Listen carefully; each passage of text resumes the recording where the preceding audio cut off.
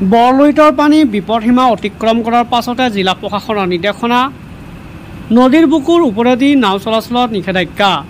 ধুবুৰী জিলাখনত বৰলুইতৰ বাৰণীৰ পানীয়ে হুৰা বৃদ্ধি পাইছে ইতিমধ্যে বিপদসীমা অতিক্ৰম কৰিছে বৰলুইতৰ পানী বৃদ্ধি পোৱাৰ পাছতে জিলাখনৰ সকলো ৰাইজলৈ সতৰ্কবাণী আৰু নিৰ্দেশনা জাৰি জিলা প্ৰশাসনৰ সকলো নাগৰিকক মানৱ জীৱন আৰু সম্পত্তিৰ ক্ষতি ৰোধ কৰা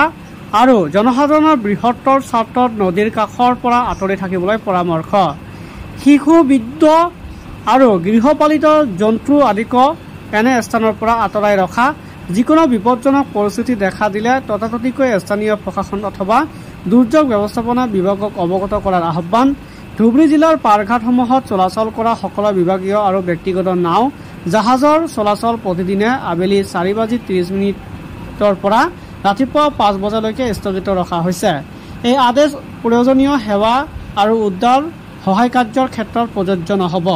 আগন্তুক নিৰ্দেশনা জাৰি নকৰালৈকে এই নিৰ্দেশনা বলবৎ থাকিব প্ৰশাসনৰ দ্বাৰা জাৰি কৰা নিৰ্দেশনাসমূহ কঠোৰভাৱে মানি চলিবলৈ আহ্বান জনায় জিলা প্ৰশাসনে